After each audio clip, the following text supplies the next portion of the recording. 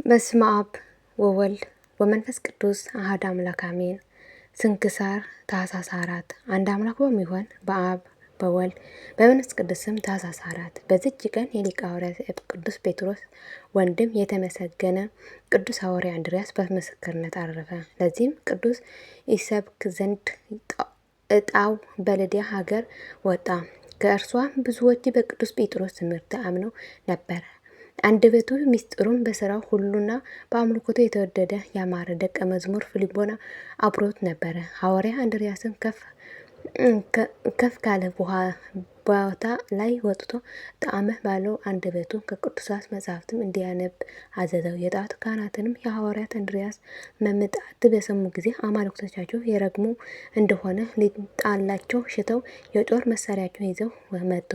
በዚያም ጊዜ ፊልጶና በቤተ ክርስቲያን ውስጥ ከወርቅና ከክብር የሰው እጅ ስራ የሆኑ የአሕዛብ አማልክቶቻቸው አፍ አላቸው አይናገሩም፣ ዓይን አላቸው አያዩም፣ ጆሮ አላቸው አይሰሙም፣ አፍንጫ አላቸው አያሸቱም፣ እጅ አላቸው አይዳስሱም፣ እግር አላቸው አይሄድም፣ በጎረራቸው አይናገርም፣ የሚሰሯቸውና የሚያምኑባቸውም ሁሉ እንደ እርሱ ይሁኑ እያለ ሲያነብ ሰሙት። ስለ ቃሉ ጣዕምና ስለ ንባቡ መማር ልባቸው ከክህደት ማሰሪያ ተፈታ። ወደ ቤተ ክርስቲያንም ገብተው ከሐዋርያ እንድርያስ እግር በታች ሰገዱ። ክብር ይግባውና በጌታችን በኢየሱስ ክርስቶስም አመኑ። እርሱም የቤተ ክርስቲያን ትምህርት አስተምሮ የክርስትና ጥምቀት አጠመቃቸው። ከእርሳቸው ጋር ጣዖት ከሚያመልኩ ውስጥ ብዙዎች አምነው ተጠመቁ። በዚያም ወራትም እንዲህ ሆነ። በልድያ ሀገር አቅራቢያ ስሙ ዮሐንስ የሚባል አንድ ቄስ ነበረ። ለእርሱም አንድ ልጅ አለው። እርሱም ከባልንጀራው ጋር ሲጫወት በድንገት ገደለው። የሟች አባትም ልጄ የገደለ ልጁን አሳልፈህ ስጠኝ ሲል ቀሲስ ዮሐንስ ያዘው። ቀሲስ ዮሐንስም የሀገር ሰዎች ሄጄ ሐዋርያ እንድርያስ እስከማመጣው ዋስ ሁንኝ፣ እርሱ የሞተውን ያስነሳልኛልና ብሎ ለመነቸው። እነርሱም በተዋሱት ጊዜ ቀሲስ ዮሐንስ ወደ ሐዋርያ እንድርያስ ሄዶ ችግሩን ሁሉ ነገረው። ሐዋርያ እንድርያስም ቀሲስ ዮሐንስ እንዲህ አለው፣ ከእኔ ዘንድ የሚጠበቀው ብዙ ሕዝቦች ስላሉ ከአንተ ጋር እሄድ ዘንድ አይቻለኝም። ግን ደቀ መዝሙሬ ፊልጶና አብሮ ይሄድ፣ እርሱ የሞተውን ያስነሳልሃል አለው። ሐዋርያ እንድርያስም ከቄሱ ጋር ሄዶ የሞተውን ያስነሳለት ዘንድ ፊልጶና አዘዘው። ወደ ከተማውን ሲቀርቡ ቄሱና ፊልጶና ሰዎች በከተማው ውስጥ ሁከት ሆኗልና ሀገር ገዢው እንዳይገድላቸው ወደ ከተማ አትግቡ አላቸው። ፊልጶና እንዲህ አለ፣ እኔ የመምህሬ ትእዛዝ መተላለፍ አልችልም። የሞተውን ለማስነሳት እሄዳለሁ እንጂ።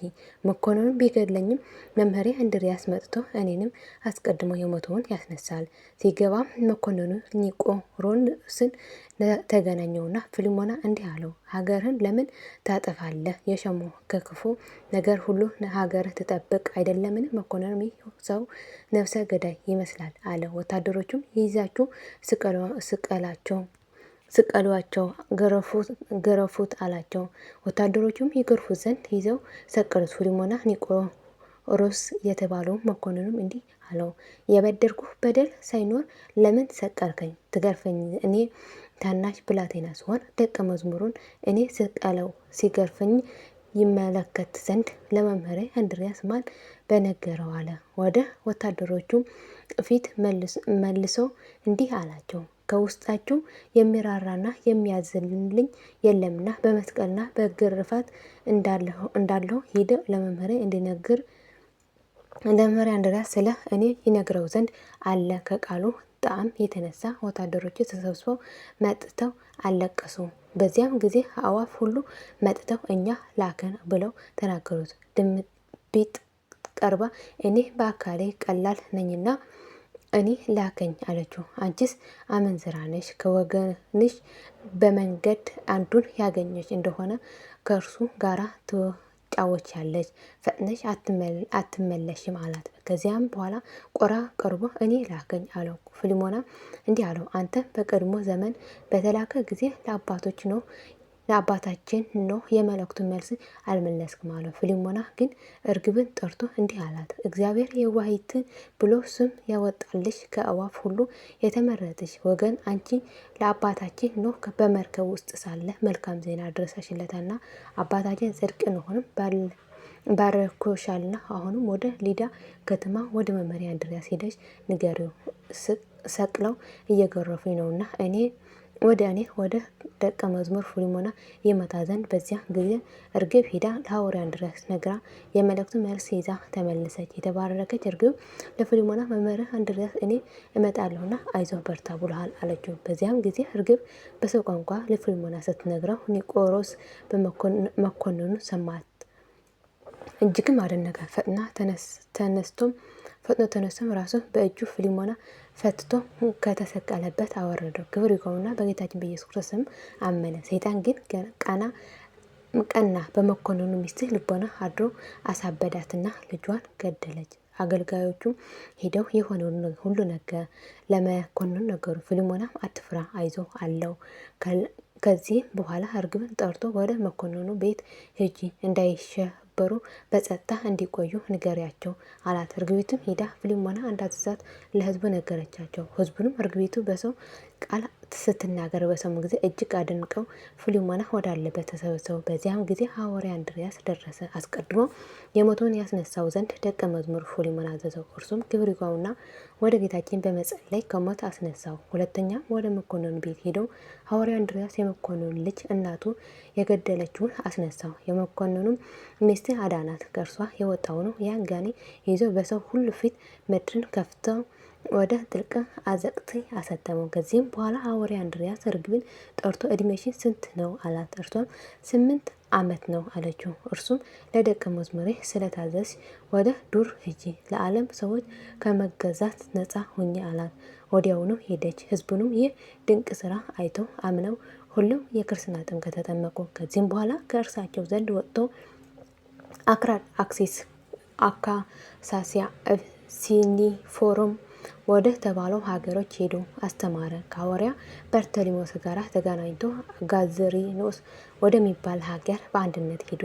የሀገር ሰዎች እግዚአብሔር ወደ ማወቅ እስከተመለሱ ድረስ ረዳት ከተደረገላቸው ገጽ ከልብ ጋር ገብቶ ወንጌል ሰበኩ፣ ድንቅ ታምራትም አድርጉ። ከዚህም በኋላ ሐዋርያ እንድርያስ ወደ ሌሎች ሀገሮች ሄዶ አስተማረ። በፍጻሜው ወደ አንዲት ሀገር ገብቶ ቅዱስ ወንጌል ሰበከ። በዚያች ሀገር ሰዎች ግን እጅግ የከፉ ስለሆኑ ትምህርት አልተቀበሉትም። ከቅዱስ ሐዋርያ እንድርያስም ድንቅ ተአምራትን ስላዩ ያመኑ አሉ። ያላመኑ ግን ወደ እነርሱ እንዲመጣና እንዲገድሉት በቅዱስ እንድርያስ ላይ ክፉ ምክርን መከረው። በተንኮል ወደ እርሱ መልእክተኞችን ላኩ። መልእክተኞቹ ወደ ቅዱስ እንድርያስ ሲደርሱ ማራኪ የሆነ ትምህርት ሰሙ። ፊትም ብርሃን ሆኖ አዩትና ክብር ይግባውና በጌታዬ አመኑ። ደቀ መዝሙሮችም ሆነው ወደ ላካቸው አልተመለሱም። ሁለተኛም በእሳት ሊያቃጥለው ተማከሩና ተሰበሰቡ። ወደ እርሱ ሄደው እርሱ ግን የልባቸውን ክፋት ትታችሁ ትድኑ ዘንድ ክብር ይግባውና በጌታችን በኢየሱስ ክርስቶስ እመኑ። ይህ ካልሆነ ግን ለእኔ ያላችሁት ይህች እሳት እናንተ ትበላችኋለች። ቃሉን ባልሰሙ ጊዜ ከሰማይ እሳት ወርዶ እንድታቃጥላቸው ክብር ይግባውና ጌታችን ለመነ። ወዲያውኑ እሳት ወርዶ አቃጠለቻቸው። በዚያ ሀገር አውራጃዎቹ ሁሉ ዜናው ተሰማ። እጅግን ፈርተው ብዙዎች ክብር ይግባውና በጌታችን በኢየሱስ ክርስቶስ አመኑ። የጣዖት አገልጋዮቹም ግን ይህ ሁሉ ድንቅ ታምራት አይተው አላመኑም። ቅዱስ ሐዋርያ እንድርያስ ሊገድሉት ፈለጉት እንጂ። ከዚህም በኋላ ተሰብስበው መጡና ቅዱስ ሐዋርያ እንድርያስ ይዘው ወሰዱት። ታላቅ ግርፋትን ገርፈው በከተማ ሁሉ ራቁትን አዘሩ፣ ከወህኒ ቤት ጨመሩት። በማግስቱም የሚሰቅሉትን ሰው ልማዳቸውን እንዲሁ ነውና ሰው ሊገድሉ በሚሹ ጊዜ ወስዶ በእንጨት ላይ ይሰቅሉታል፣ እስኪሞትም ድረስ በድንጋዮች ይወግሩታል። በዚያችም ሌሊት የተመሰገነ ሐዋርያ አባታችን እንድርያስ እንደ ፊተኞቹ እሳት ወርዶ እንድትበላቸው ክብር ይግባውና ጌታችን ክርስቶስ ለመነው። ክብር ይግባውና ጌታችን ተገለጥና ከዚህ ዓለም የምትለይበት ጊዜ ደርሷልና አትዘን አለው። ሰላምታም ሰጥቶ ከእርሱ ተሰወረ። የተመሰገነ የሐዋርያ እንድርያስ ልቦናውን ፈጽሞ ደስ አላት። ንጋትን በሆነ ጊዜ ወስደው በእንጨት ላይ ሰቀሉት። እስከ ሞት ድረስም በድንጋያቸው ወገሩት። አማንያን ሰዎች መጥተው ስጋውን ወስደው ገንዘው ቀበሩት። ከእርሱም ታላቅ የሆኑ አስደናቂ ተአምራት ተገለጠ። ለእግዚአብሔር ምስጋና ይሁን። እኛንም በቅዱስ እንድርያስ ሐዋርያ ጸሎት ይማረን፣ በረከቱም ከኛ ጋር ትኑር ለዘላለሙ አሜን። ታኅሳስ 4 ቀን የሚከበር ዓመታዊ ቅዱሳን በዓላት፦ ቅዱስ እንድርያስ ሐዋርያ።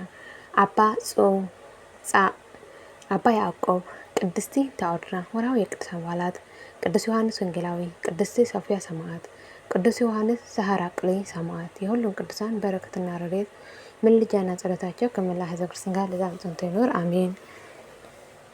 አቡነ ዘበሰማያት ይትቀደስ ስምከ ትምጻእ መንግሥትከ ወይኩን ፈቃድከ በከመ በሰማይ ከማሁ በምድር ሲሳየነ ዘለለዕለትነ ሀበነ ዮም ኅድግ ለነ አበሳየነ ወጌጋየነ ከመ ንሕነኒ ንኅድግ ለዘአበሰ ለነ ኢታብአነ እግዚኦ ውስተ መንሱት አላ አድኅነነ ወባልሐነ እምኩሉ ኩሉ መድኃኒከ ኢቲ መንግሥት ኃይል ወስብሐት በሰላመ ቅዱስ ገብርኤል መልአኩ እግዝእትየ ማርያም ሰላም ለኪ ድንግል በኅሊናኪ ወድንግል በሥጋኪ እመ እግዚአብሔር ጸባኦት አምላኪ ብርክት አንቲ እምአንስቶ ብሩክ ፍሬ ከርሥኪ እንተ ፍሥሕት ፍሥሕት ኦም ምልዕተ ጸጋ እግዚአብሔር ምስሌኪ ሰአሊ ወጸልይ መረሰንታነ ሀብ ፍቅር ወልድኪ ኢየሱስ ክርስቶስ ከመ ይስረይ ለነ ኃጣውኢነ ለዓለሙ ዓለም ለዘላለሙ አሜን።